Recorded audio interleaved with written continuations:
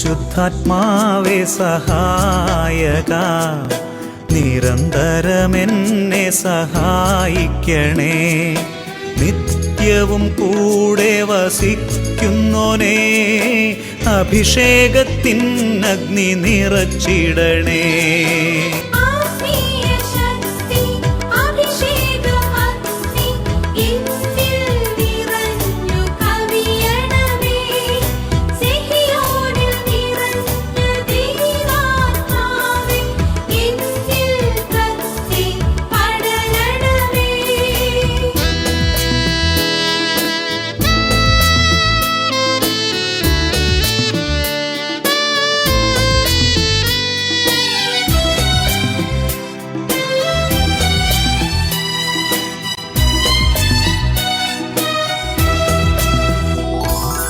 എന്നുള്ളിൽ നിറയുന്ന ദൈവിക ശക്തി ലൗകിക ശക്തിയെ തകർത്തിടുന്നു. പാപനീതി ന്യായ ബോധ്യങ്ങൾ ഹൃത്തിൽ നിറച്ചെന്നെ അഭിഷേചിക്കൂ. പരിശുദ്ധാത്മാവേ സഹായക, നിരന്തരമെന്നെ സഹായിക്കണേ.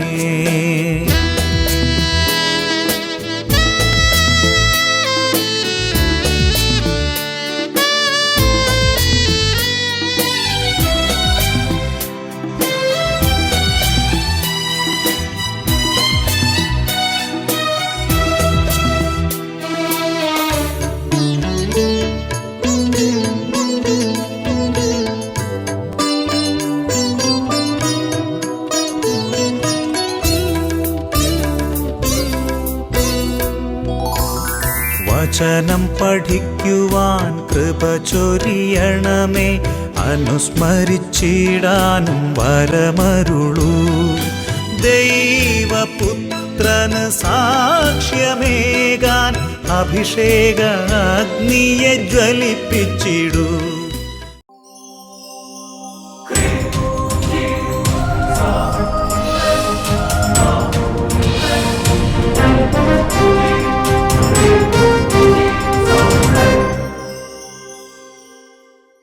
Praise the Lord. Praise the Lord. Hallelujah. Hallelujah. Hallelujah. Hallelujah. അഭിഷേകാഗ്നിയുടെ എല്ലാ പ്രേക്ഷകരെയും ഏറ്റവും സ്നേഹത്തോടെ ഈ ശുശ്രൂഷയിലേക്ക് സ്വാഗതം ചെയ്യുകയാണ്. എല്ലാവരിലേക്കും ദൈവകൃപ ഈ ശുശ്രൂഷയിലൂടെ വ്യാപരിക്കട്ടെ എന്ന് പ്രാർത്ഥിക്കുന്നു. ഹല്ലേലൂയ.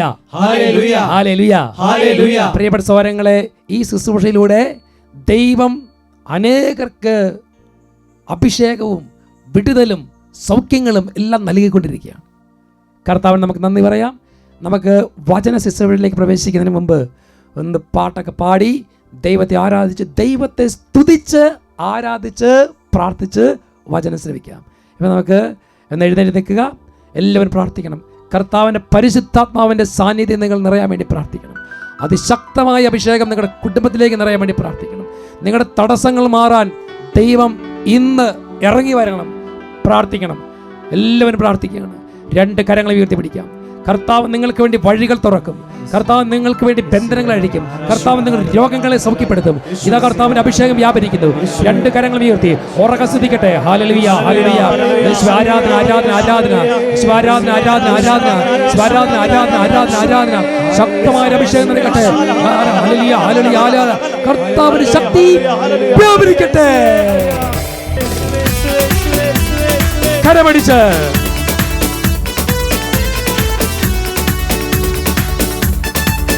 പോരാ, ശക്തിയോടെ പാടുന്നു. എനിക്കായി എന്റെ ദൈവം വഴി തുറക്കും, ചെങ്കടലിൽ മീതെ വഴി തുറക്കും. ഓ അഭിഷേകം. എനിക്കായി എന്റെ ദൈവം വഴി തുറക്കും, ചെങ്കടലിൽ മീതെ വഴി തുറക്കും. അവൻ തുറന്നാലാരും അടയ്ക്കുകയില്ല, അവൻ അടച്ചാലാരും തുറക്കുകയില്ല. അവൻ തുറന്നാലാരും അടയ്ക്കുകയില്ല, അവൻ അടച്ചാലാരും തുറക്കുകയില്ല. എനിക്കായി എന്റെ ദൈവം വഴി തുറക്കും, ചെങ്കടലിൽ മീതെ വഴി തുറക്കും. എനിക്കായി എന്റെ ദൈവം വഴി തുറക്കും, ചെങ്കടലിൽ മീതെ വഴി തുറക്കും. തുറക്കും. കരങ്ങൾ ഇരുസൈഡിലേക്ക് കരങ്ങൾ അടിച്ച് പാടി ആരാധിക്കുക. കൂട്ടം കൂട്ടമായി പാടട്ടെ. മാതാപിതാക്കളും മക്കളും തോളോട് ചേർന്ന് പാടി ആരാധിക്കുന്ന സമയത്ത് സ്വർഗ്ഗം തുറന്ന് ദൈവാത്മാവിന്റെ അഭിഷേകം വ്യാപരിക്കുന്നു. തടസ്സങ്ങൾ മാറട്ടെ. എനിക്കു മുൻപേ അവൻ പോയിടുന്നു, മലകൾ കുന്നുകൾ നിരപ്പാക്കുന്നു. എനിക്കു മുൻപേ അവൻ പോയിടുന്നു, മലകൾ കുന്നുകൾ നിരപ്പാക്കുന്നു. വിച്ചളവാതിലുകൾ തകർത്തിടുന്നു, ഇരുമ്പോടാമ്പലുകൾ ഓടിച്ചിടുന്നു. വിച്ചളവാതിലുകൾ തകർത്തിടുന്നു, ഇരുമ്പോടാമ്പലുകൾ ഓടിച്ചിടുന്നു. എനിക്കായി എന്റെ ദൈവം വഴി തുറക്കും, ചെങ്കടലിൽ മീതെ വഴി തുറക്കും. എനിക്കായി എന്റെ ദൈവം വഴി തുറക്കും, ചെങ്കടലിൽ മീതെ വഴി തുറക്കും. അവൻ തുറന്നാലാരും അടയ്ക്കുകയില്ല, അവൻ അടച്ചാലാരും തുറക്കുകയില്ല. അവൻ തുറന്നാലാരും അടയ്ക്കുകയില്ല, അവൻ അടച്ചാലാരും തുറക്കുകയില്ല. എനിക്കായി വഴി തുറക്കും, ചെങ്കടലിൽ മീതെ വഴി തുറക്കും. എനിക്കായി എന്റെ ദൈവം വഴി തുറക്കും, ചെങ്കടലിൽ മീതെ വഴി തുറക്കും. തകർന്നവനോ നീ തകർന്നവനോ ഇറങ്ങി വരും നിന്റെ ദൈവം. തകർന്നിടത്ത് തന്നെ നിന്നെ ഉയർത്തും നിന്റെ കർത്താവിന്ന് യേശു കർത്താവിന്ന് കർത്താവിന്ന് യേശു കർത്താവ്. തകർന്നവനോ നീ തകർന്നവനോ ഇറങ്ങി വരും നിന്റെ ദൈവം. തകർന്നിടത്ത് തന്നെ നിന്നെ ഉയർത്തും കർത്താവിന്ന് യേശു കർത്താവിന്ന് കർത്താവിന്ന് യേശു കർത്താവിന്ന്. എനിക്കായി എന്റെ ദൈവം വഴി തുറക്കും, ചെങ്കടലിൽ മീതെ വഴി തുറക്കും. എന്റെ ദൈവം വഴി തുറക്കും, ചെങ്കടലിൽ മീതെ വഴി തുറക്കും. ഹല്ലേലൂയ ഹല്ലേലൂയ ഹല്ലേലൂയ ഹല്ലേലൂയ ഹല്ലേലൂയ ഹല്ലേലൂയ. ഓരോ ശ്രദ്ധിക്കട്ടെ. ഹല്ലേലൂയ ഹല്ലേലൂയ ഹല്ലേലൂയ ഹല്ലേലൂയ ഹല്ലേലൂയ ഹല്ലേലൂയ ഹല്ലേലൂയ ഹല്ലേലൂയ. ആരാധന ആരാധന ആരാധന ആരാധന ആരാധന ആരാധന.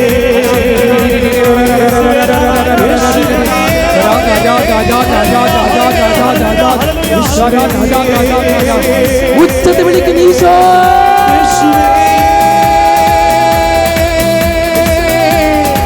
യേശുവേ യേശുവേ യേശുവേ. കരങ്ങൾക്ക് ഊപ്പി കണ്ണുകളടച്ച് എനിക്കായി എന്റെ ദൈവം വഴി തുറക്കും, ചെങ്കടലിൻ മീതെ വഴി തുറക്കും. കർത്താവ് വഴി തുറക്കട്ടെ. എനിക്കായി എന്റെ ദൈവം വഴി തുറക്കും, ചെങ്കടലിൻ മീതെ വഴി തുറക്കും. നമ്മുടെ എല്ലാ പ്രാർത്ഥനകളും യോഗങ്ങളും സമർപ്പിച്ച് നമുക്ക് ആയിരിക്കാം. കർത്താവ് ഇന്ന് നിങ്ങളെ അനുഗ്രഹിക്കട്ടെ. ശാന്തമായി നമുക്ക് കസാരയിലേക്ക് ഇരുന്ന് വചനം കേൾക്കാം. ഈശോ തരുന്ന സന്ദേശം അത് ഹൃദയം തുറന്ന് സ്വീകരിക്കുക. ആമേൻ ആമേൻ ഹല്ലേലൂയ ഹല്ലേലൂയ. പ്രിയപ്പെട്ട സഹോദരങ്ങളെ, ഇന്ന് നമ്മൾ ചിന്തിക്കുന്ന വിഷയം ഇപ്രകാരമാണ്: നീ ആ വഴിക്ക് പോകരുത്. സുഭാഷിത പുസ്തകത്തിൽ 1-ാം അധ്യായം 15-ഉം 16-ഉം തിരുലിഖിതങ്ങൾ. Proverbs chapter 1 verse 15 and 16. മകനെ, നീ ആ വഴിക്ക് പോകരുത്. അവരുടെ മാർഗത്തിൽ നീ ഒഴിഞ്ഞു മാറുക. അവരുടെ പാദങ്ങൾ തിന്മയിലേക്ക് പായുന്നു, ചോര ചിന്താൻ വെമ്പൽ കൊള്ളുന്നു. ചോര ചിന്താൻ വെമ്പൽ കൊള്ളുന്നു. അതുകൊണ്ട് നീ ആ വഴിക്ക് പോകരുത്. ഇന്ന് കർത്താവ് നൽകുന്ന സന്ദേശമാണ്: നീ ആ വഴിക്ക് പോകരുത്. അത് അവിടെ തിന്മ പതിയിരിക്കുന്നു, അവിടെ അപകടമുണ്ട്. ആ വഴിക്ക് പോകരുത്. ഒരു വഴിയിൽ നമ്മൾ തകർന്നു പോകുന്ന, അല്ലെങ്കിൽ നമ്മുടെ ജീവിതം തകരുന്ന, നമ്മുടെ ജീവന് ഏതെങ്കിലും തരത്തിൽ പ്രത്യാഘാതം ഉണ്ടാക്കുന്ന, ഏതെങ്കിലും തരത്തിൽ നമ്മുടെ ജീവന് അപകട സമയം എന്തെങ്കിലും കാര്യമുണ്ടെങ്കിൽ നമ്മൾ ആ വഴിക്ക് പോകില്ല. അത് തന്നെയാണ് കർത്താവ് പറയുന്നത്. ഇതാ അവിടെ പോകരുത്, ആ വീട്ടിൽ പോകരുത്, ആ സ്ഥലത്ത് പോകരുത്, ആ കൂട്ടുകാരുമായി ചേരരുത്. ഇത് കർത്താവ് പറയാം. പ്രിയപ്പെട്ട സഹോദരങ്ങളെ, പഴയ നിയമത്തിൽ ഇതിന് ബെസ്റ്റ് ഉദാഹരണമുണ്ട്. സംഖ്യയുടെ പുസ്തകത്തിൽ 22-ാം അധ്യായത്തിൽ നമ്മളൊരു സംഭവം കാണുന്നുണ്ട്. ആ സംഭവം ഇങ്ങനെയാണ്: ഇസ്രായേൽ ജനം കാനാൻ ദേശം ലക്ഷ്യം വെച്ച് അവർ ഇപ്പോൾ എത്തി നിൽക്കുന്നത് എവിടെയാണെന്നറിയാവോ? മൊബാബിയരുടെ ദേശത്താണ്. അപ്പം മൊബാബ് ദേശത്തെ രാജാവായ ബാലാക്കും ഇത് കണ്ടു. ഒത്തിരി സൈന്യങ്ങൾ, അംഗബലം കൊണ്ട് ഇസ്രായേൽ ജനം മുന്നിട്ട് നിൽക്കുകയാണ്. മൊബാബുകാർ വളരെ ചെറിയൊരു സമൂഹം. അപ്പോൾ എന്ത് ചെയ്തു? ഈ ബാലാക്കിന് ഭയമായി. ബാലാക്ക് തൻ്റെ പ്രമാണിമാരെ വിളിച്ചിട്ട് അവരോട് പറയാണ്, നിങ്ങൾ പോയി എന്ത് ചെയ്യണം? ഇപ്പോൾ നമ്മുടെ ദേശത്ത് അറിയപ്പെടുന്ന ഒരു പ്രവാചകനുണ്ട്, ആ പ്രവാചകൻ്റെ അടുത്ത് ചെന്നാൽ അവനെ കൊണ്ടുവന്ന് ജനത്തെ ശപിക്കുക. അങ്ങനെ അവരുടെ ജനത്തെ ശപിക്കുമ്പോൾ ആ ശാപമേറ്റ് അവർ തകർന്നു പൊക്കോളും. അങ്ങനെ പ്രമാണിമാർ ബാലാം എന്ന് പറയുന്ന ദൈവ പൈതലിൻ്റെ അടുത്ത്, പ്രവാചകൻ്റെ അടുത്ത് ചെല്ലും. പ്രവാചകൻ അവരെ സ്വീകരിക്കും. എന്നിട്ട് പറയാണ്, ഈ രാത്രിയിൽ നിങ്ങളിവിടെ തങ്ങുക. അങ്ങനെ അപ്പോൾ എന്നോട് കർത്താവ് സംസാരിക്കും. കർത്താവ് എന്നോട് സംസാരിച്ചിട്ട് പോകാൻ പറയുകയാണെങ്കിൽ ഞാൻ വരും. അങ്ങനെ ആ രാത്രിയിൽ അവരവിടെ താമസിക്കും. രാത്രിയിൽ ദൈവം ബാലാമിനോട് സംസാരിക്കും, നീ ആ ദേശത്ത് പോകരുത്, ആ ജനത്തെ കാണരുത്, അവരെ ശപിക്കരുത്, ഇതെനിക്ക് ഇഷ്ടമല്ല. ബാലാം രാവിലെ എഴുന്നേറ്റ് പ്രമാണിമാരെ വിളിച്ചിട്ട് പറഞ്ഞു, പ്രിയപ്പെട്ടവരെ ക്ഷമിക്കണം, എൻ്റെ ദൈവം എന്നോട് പറഞ്ഞിരിക്കുന്നു, നിങ്ങളുടെ കൂടെ വരരുത്, ജനത്തെ ശപിക്കരുത്. അങ്ങനെ അവർ തിരിച്ചു നിന്ന് ബാലാക്കിനോട് പറയാണ്, അവർ വരില്ല. ബാലാക്ക് എന്ത് ചെയ്തു? പിന്മാറിയില്ല. വീണ്ടും അതിൽ ശക്തമായ പ്രമാണിമാർ, കൂടുതൽ സ്വാധീനമുള്ള പ്രമാണിമാർ, അവരുടെ കയ്യിൽ പണം, അധികാരങ്ങൾ ഇങ്ങനെയൊക്കെ കൊടുക്കാം, സ്വർണം കൊടുക്കാം, അധികാരം നൽകാം, ഒത്തിരിയേറെ ഓഫറിങ് കൊടുത്ത് അവരെ വിടുകയാണ്.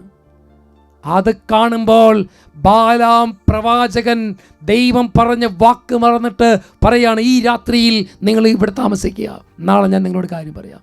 ആ രാത്രിയിലും ദൈവം ബാലാമിനോട് പറയുന്നുണ്ട്, നീ പോകരുത്. എന്നാൽ പ്രിയപ്പെട്ട സഹോദരങ്ങളെ, ബാലാം ദൈവത്തിൻ്റെ വാക്ക് കേൾക്കാതെ അവൻ കഴുതയ്ക്ക് ജീനിയിട്ട് യാത്ര തുടരും. ദൈവത്തിൻ്റെ കോപം ജ്വലിക്കും. സംഖ്യയുടെ പുസ്തകത്തിൽ 22-ാം അധ്യായം അത് 22-ാമത്തെ ലിഖിതം, അവൻ പോയത് കൊണ്ട് ദൈവത്തിൻ്റെ കോപം ജ്വലിച്ചു. ദൈവത്തിൻ്റെ കോപം ജ്വലിച്ചു.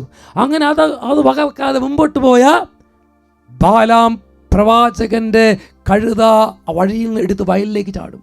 ബാലാം അതിനെ അടിക്കും. അപ്പോൾ കഴുത വീണ്ടും പുറകോട്ട് വീണ്ടും അടിക്കും. അപ്പോൾ കഴുത അവിടെ കിടക്കും. നിലത്ത് കിടക്കുന്ന കഴുതക്കിട്ട് വീണ്ടും അടിക്കും. അപ്പോൾ ബാലാമിൻ്റെ കഴുതയ്ക്ക് ദൈവം സംസാര ശക്തി കൊടുക്കും. ആ ബാലാമിൻ്റെ കഴുത സംസാരിക്കുകയാണെന്ന് സംഖ്യയുടെ പുസ്തകത്തിൽ 22-ാം അധ്യായം 28, നമ്പേഴ്സ് 22-28. കർത്താവ് കഴുതയ്ക്ക് സംസാര ശക്തി നൽകി.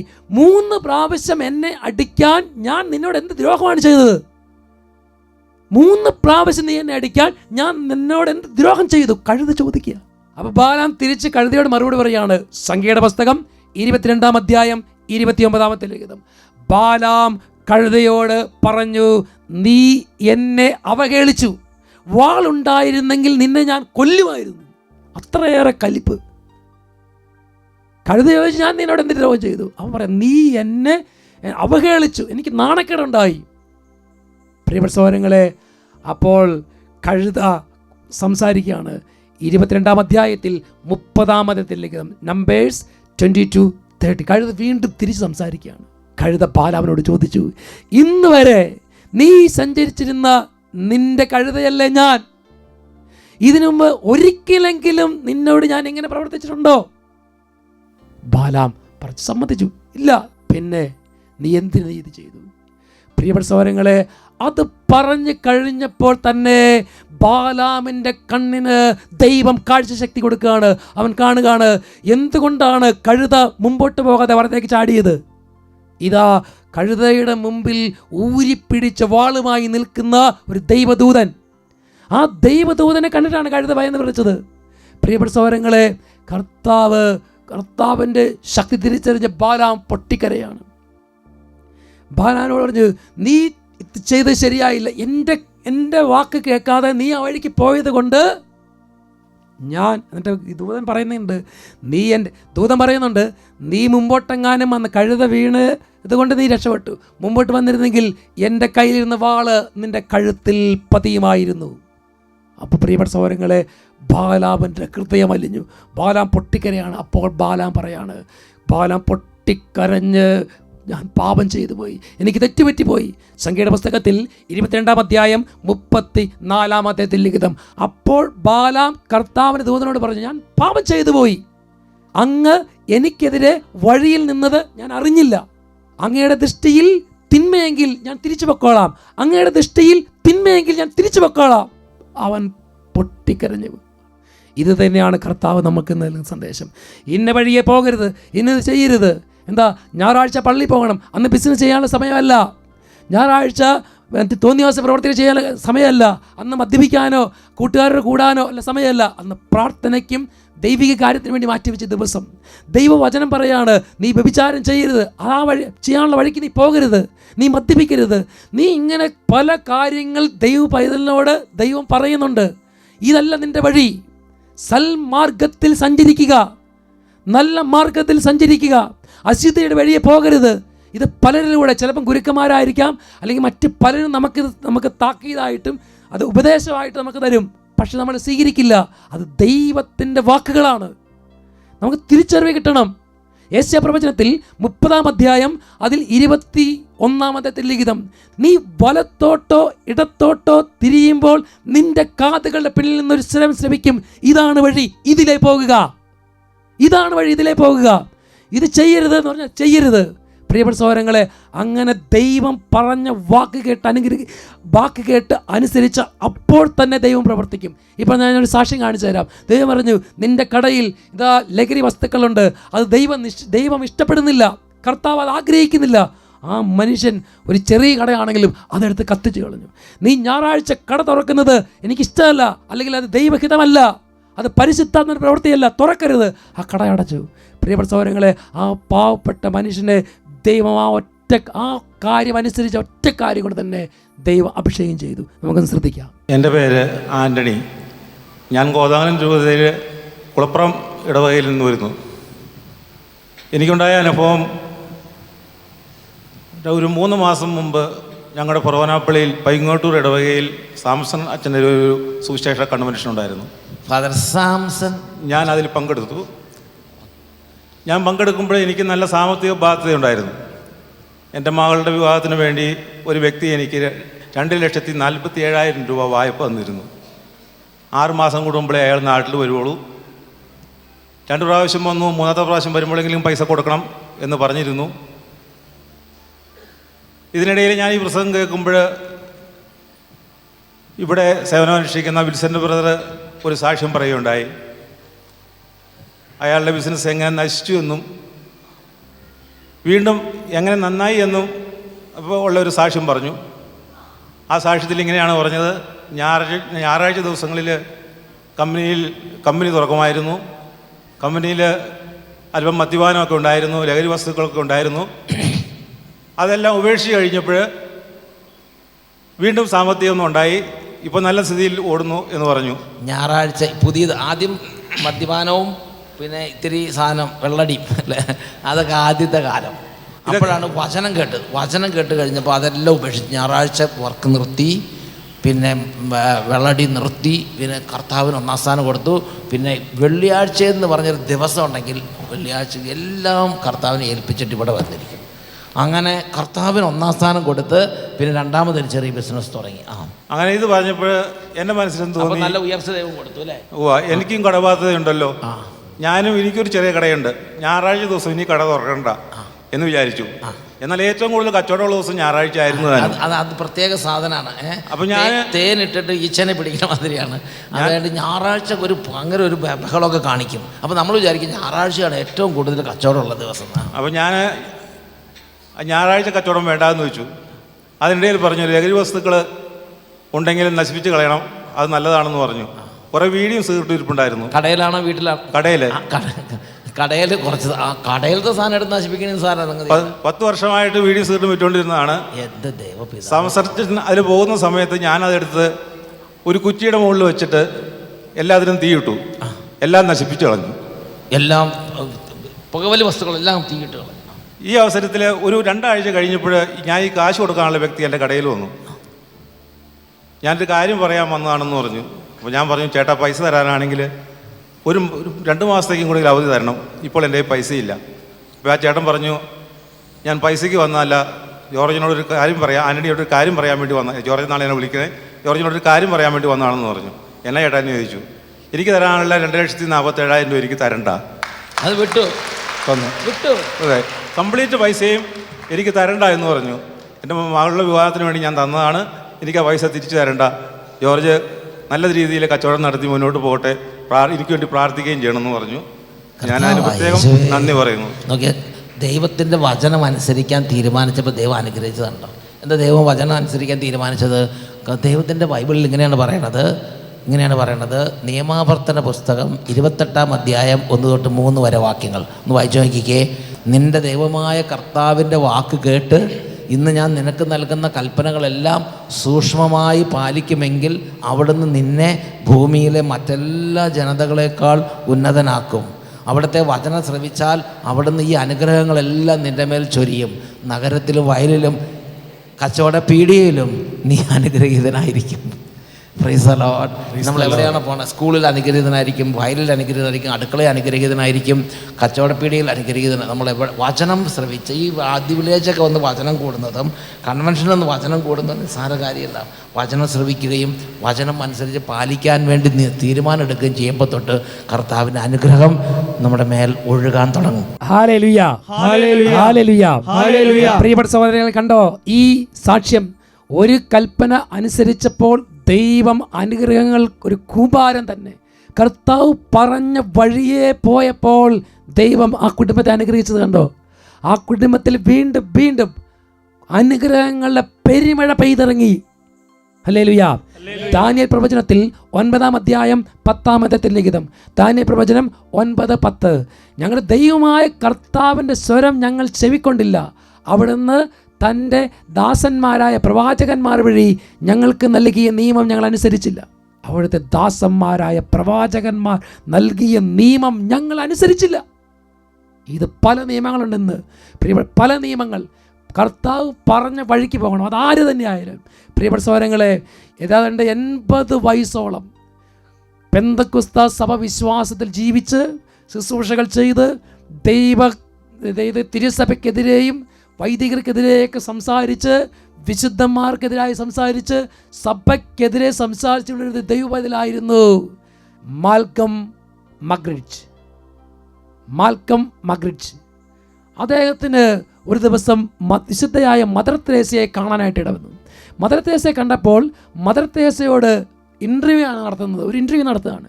ഇൻ്റർവ്യൂവിൽ മദർ തെരേസയോട് ഈ മനുഷ്യൻ ചോദിക്കും, എന്തുകൊണ്ടാണ് ഇത്തരത്തിലുള്ള പ്രവർത്തനങ്ങൾ ചെയ്യുന്നത്? ആരാണ് നിങ്ങൾക്ക് ഇതിന് പ്രചോദനം നൽകുന്നത്? അപ്പോൾ ഒരു ചെറിയ പുഞ്ചിരിയോടുകൂടെ വിശുദ്ധയായ മദർ തെരേസ ആ മകനെ നോക്കി ഇങ്ങനെ പറയും, ഞങ്ങൾ അനുദിനം സ്വർഗത്തിൽ നിന്ന് സ്വീകരിക്കുന്ന തിരുവോസ്തിയിൽ നിന്ന്, ഞങ്ങൾ അനുദിനം സ്വർഗത്തിൽ നിന്ന് സ്വീകരിക്കുന്ന തിരുവോസ്തിയിൽ നിന്ന്, ക്രിസ്തുവിൽ നിന്ന്, പ്രാർത്ഥനയിൽ നിന്ന്. പ്രിയപ്പെട്ട സഹോദരങ്ങളെ, ആ മനുഷ്യൻ്റെ കണ്ണു തുറന്നു.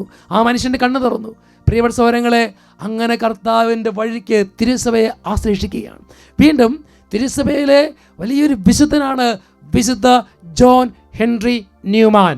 ആംഗ്ലിക്കൻ സഭയുടെ തലപ്പത്തിരിക്കുന്ന ഒരു പണ്ഡിതൻ, എല്ലാ കഴിവുകളുള്ളവൻ, സ്ഥാനമാനങ്ങളുള്ളവൻ.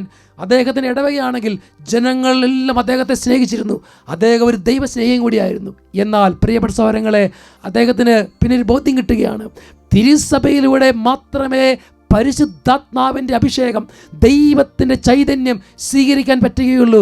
ദൈവത്തിൻ്റെ പരിശുദ്ധാത്മാവിനെ സ്വീകരിക്കാൻ പറ്റുന്ന വഴി കത്തോലിക്ക സഭയാണ് എന്ന് കണ്ടപ്പോൾ ആംഗ്ലിക്കൻ സഭയിൽ നിന്ന് അദ്ദേഹത്തിന് ലഭിച്ചിരുന്ന സകല ആനുകൂല്യങ്ങളും സകല സ്ഥാനങ്ങളും സകല അധികാരങ്ങളും ഉപേക്ഷിച്ചിട്ട് കത്തോലിക്ക സഭയെ ആശ്രയിച്ചിട്ട്, എന്തുകൊണ്ടാണ്? ദൈവത്തിൻ്റെ പരിശുദ്ധാത്മാവ് അദ്ദേഹത്തിന് കൊടുത്ത ഒരു പ്രേരണ, ഇതാണ് വഴി, ഇതിലേ പോകുക, ഇതാണ് വഴി, ഇതിലേ പോകുക. അദ്ദേഹം അതിനു മുമ്പ് കണ്ടെത്തിയതും പഠിച്ചതും ഗ്രഹിച്ചതും എല്ലാം വട്ടപൂജ്യമാണെന്ന് തിരിച്ചറിയാൻ ദൈവത്തിൻ്റെ പരിശുദ്ധാത്മാവ് ഒന്ന് അദ്ദേഹത്തിൻ്റെ അകക്കണ്ണുകൾ തുറന്നപ്പോൾ ദൈവത്തിൻ്റെ സഭയെ, കത്തോലിക്ക സഭയെ ആശ്ലേഷിച്ചതുപോലെ ഇതുപോലെ ഓരോ ദൈവവൈദ്യലും ദൈവം പറയുന്ന വഴിയെ യാത്ര ചെയ്യുക. ഉപേക്ഷിക്കാൻ പറഞ്ഞ തിന്മകൾ ഉപേക്ഷിക്കുക, പാപത്തിൻ്റെ ബന്ധനങ്ങൾ ഉപേക്ഷിക്കുക. അപ്പോൾ നിങ്ങൾ ഇപ്പോൾ അഭിമുഖീകരിക്കുന്ന സകല പീഡകളും സകല ബന്ധനങ്ങളും സകല രോഗങ്ങളും കർത്താവ് തന്നെ ഏറ്റെടുത്ത് മാറ്റും. പ്രിയപ്പെട്ട സഹോദരങ്ങൾ, ഇത് ചെയ്യരുതെന്ന് പലതും പറയും. ലൂക്കായുടെ സുവിശേഷത്തിൽ 17-ാം അധ്യായം 23-ാമത്തെ ലിഖിതം, അതാവിടെ ഇതാ ഇവിടെ എന്ന് അവർ നിങ്ങളോട് പറയും. നിങ്ങൾ പോകരുത്, അവരെ നിങ്ങൾ അനുഗമിക്കരുത്. കർത്താവിൻ്റെ വഴിക്ക് നമുക്ക് പോകാം. ഈശോ നമ്മൾ ഓരോരുത്തരെയും അനുഗ്രഹിക്കും. കർത്താവ് നിങ്ങൾ അനുഗ്രഹിക്കട്ടെ. എല്ലാ കൃപയും നിറയട്ടെ. തുടർന്ന് നമുക്ക് ആരാധനയിൽ കർത്താവിനോട് പ്രാർത്ഥിക്കാം.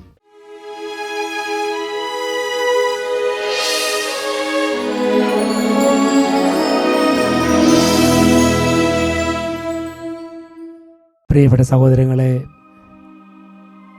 നമുക്ക് പ്രത്യേകം പ്രാർത്ഥിക്കാം. കർത്താവ് പറയുന്ന വഴിയിലൂടെ മാത്രം യാത്ര ചെയ്യാൻ, വേണ്ട എന്ന് വെക്കേണ്ട കാര്യങ്ങൾ അപ്പോൾ തന്നെ വേണ്ടെന്ന് വെക്കാനും, ഉപേക്ഷിക്കേണ്ട കാര്യങ്ങൾ ഉപേക്ഷിക്കാനും വേണ്ട കൃപ നൽകണമെന്ന് പ്രാർത്ഥിക്കാം. ഇന്ന് പലരുടെയും ജീവിതത്തിൽ തകർച്ചയ്ക്കും പല കുടുംബങ്ങളുടെ പരാജയത്തിന് കാരണം ദൈവം പറയുന്ന വഴിയെ യാത്ര ചെയ്യാത്തതാണ്. കർത്താവെ, ബലഹീനതകളും കുറവുകളുള്ളവരാണ് മനുഷ്യൻ. ആ കുറവുകൾ തിരിച്ചറിഞ്ഞ് അത് കർത്താവിനോട് പ്രാർത്ഥിച്ച് അതിൽ നിന്ന് വിടുതൽ പ്രാപിക്കാനാണ് നാം ചെയ്യേണ്ടത്. അതിൽ നിന്ന് വിടുതൽ നമ്മൾ പ്രാപിക്കണം. കർത്താവെ, ഒപ്പം ഞങ്ങളുടെ പ്രാർത്ഥനകളും നിയോഗങ്ങളും ആവശ്യങ്ങളും അതുപോലെ ഞങ്ങൾ ഇന്ന് ഈ അഭിഷേകാഗ്നിയിൽ ഞങ്ങൾ സമർപ്പിച്ച് പ്രാർത്ഥിക്കുന്ന എല്ലാ നിയോഗങ്ങളും ഇപ്പോൾ സമർപ്പിക്കുകയാണ്. വഴികൾ തുറക്കപ്പെടട്ടെ, രോഗികൾ സൗഖ്യം പ്രാപിക്കട്ടെ, എല്ലാ ബന്ധനങ്ങളും അഴിയട്ടെ, പൈശാചിക ബന്ധനങ്ങളും പീഡകളും വിട്ടുമാറട്ടെ. അങ്ങനെ ദൈവജനത്തിന് ദൈവത്തെ ആരാധിച്ച് കർത്താവിൻ്റെ ഇഷ്ടത്തെ ജീവിക്കാനുള്ള കൃപ നൽകണം എന്ന് നമുക്ക് പ്രാർത്ഥിക്കാം. നമുക്ക് കർത്താവിൻ്റെ ആശീർവാദം സ്വീകരിക്കാം. നിങ്ങളുടെ എല്ലാ പ്രാർത്ഥനകളും സമർപ്പിക്കുന്നു. 2 കരങ്ങളും ഉയർത്തി സ്വരമുയർത്തി ഉച്ചത്തിൽ സ്തുതിക്കുന്നു. ഹല്ലേലൂയ, സ്വരമുയർത്തി ഉച്ചത്തിൽ സ്തുതിച്ച് പ്രാർത്ഥിക്കട്ടെ. ചെങ്കടൽ പിന്നിട്ടതാ മുന്നിലെ ജോർദാൻ കടന്നിടുമേ. വിളിച്ചപേക്ഷിക്കുക. ചെങ്കടൽ പിന്നിട്ടതാ മുന്നിലെ ജോർദാൻ കടന്നിടുമേ. വഴികൾ തുറക്കപ്പെടട്ടെ.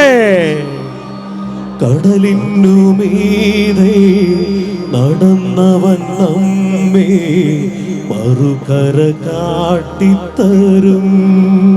പ്രാർത്ഥിക്കുന്നു.